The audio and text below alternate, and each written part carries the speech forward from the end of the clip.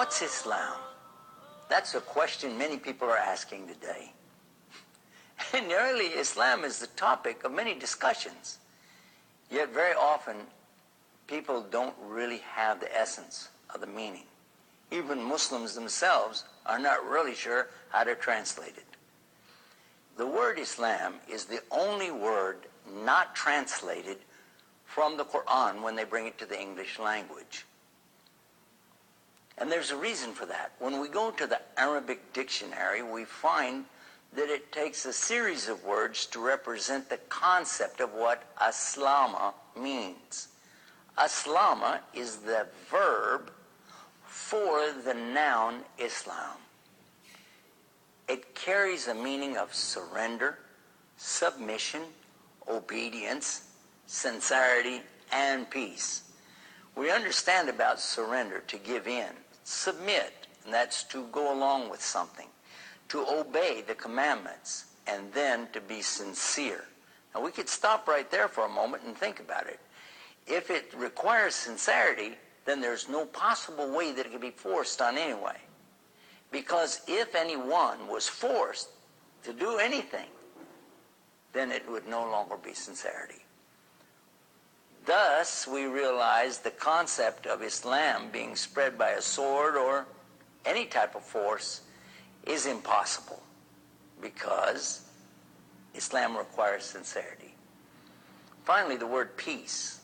This is a peace that the person has in their heart after they have done the other four, meaning that they have surrendered, submitted in obedience and sincerity, and now they're going to be in peace with whatever transpires or comes out of it. There's another word related to it, Muslim. For you and I, we might not think the word Muslim would be related to Islam, but that's because in Arabic you use a prefix, mu, before a verb to denote the one performing the action.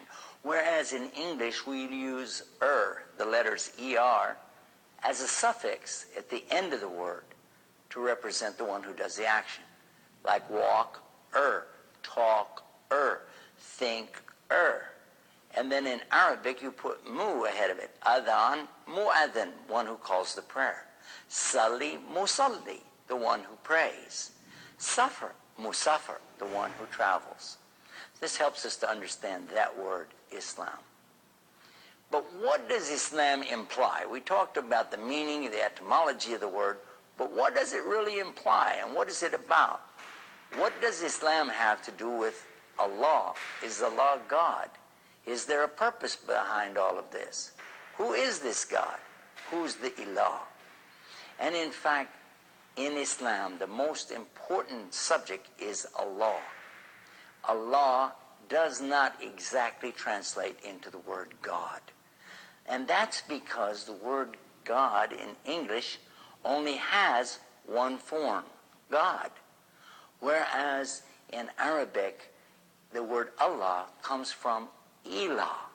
And Ilah is anything worshipped. Anything can be a god, a rock, a stick, a stone, a bone, things made with the hand, things that you could put out on a shelf or carry along with you and worship. Could be the stars, the moon, the universe. Whatever a person worships, that's their Ilah. Even their position in life, who they are, their degrees, their job, their wealth, their position as a human being. All of these things are ilaha, gods. But in English, you don't have a proper noun for the one and only God. So what they do is take the word God and make a big G out of it and say this is the proper noun. Whereas in Arabic, you can take ilah and then you have Allah, and it doesn't just mean the God, because that would be al-ilah. But Allah is the actual name of the one and only God. And you don't have to worry about capital letters in Arabic because there aren't any. You can hear it clearly. Allah, the one and only to be worshipped. Now, is this the God of the Arabs as Muslims? Yes. What about Arab Christians? Did you know there are Arab Christians, Arab Jews? They use the exact same word. In fact, in the Arabic Bible, which, by the way, is much older than the English Bible, you find the word Allah on page 1 of Genesis 17 times. That's right. And in the New Testament, you will find it very easily in almost any hotel or motel you go to, because when you pull open the little drawer by the bed, you'll notice that there's a book in there, the Bible. You turn a few pages, you'll see examples of the translations of the Bible into different languages. And the second language is Arabic. And the phrase is taken from John 3:16, for God so loved the world. And the word for God there is used is Allah. Now, what about the belief in Muhammad? Is that something that is similar to Christianity or Judaism?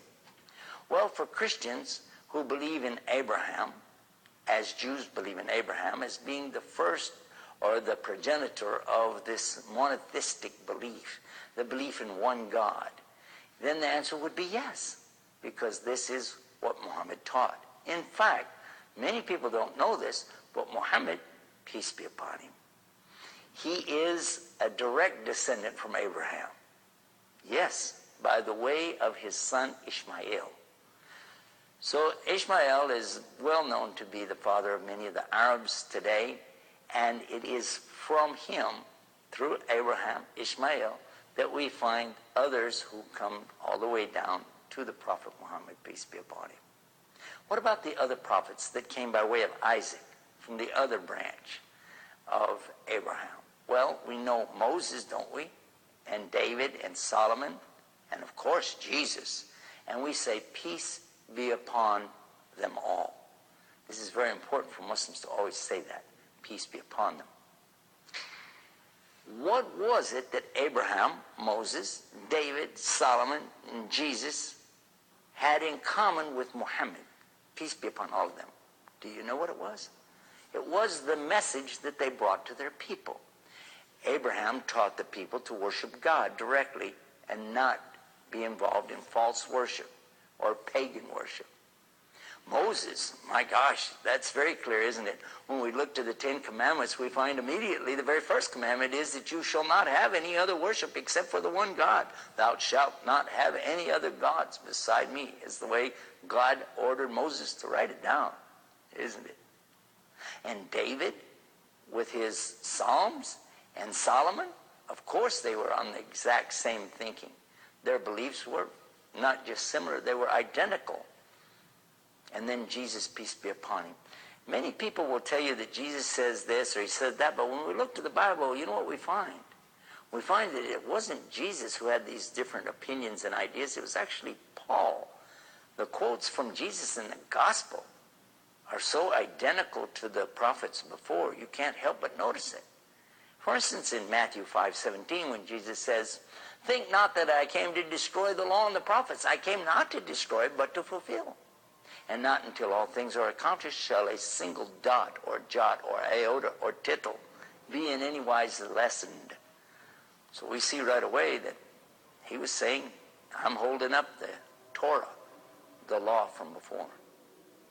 Then when we look further into the book of Mark, we see what is the greatest of all commandments. That's in 12:29, the book of Mark. And look what it says. When somebody was asking him, what's the greatest commandment?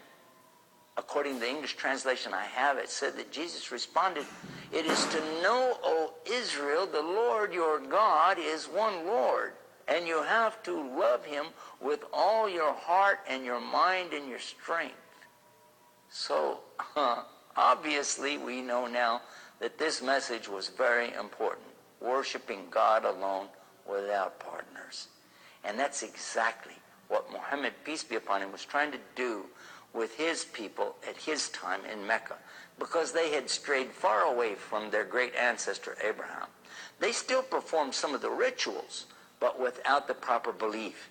They still made a circumambulation around the very place that Abraham had built, along with his son Ismail, or Ishmael in English.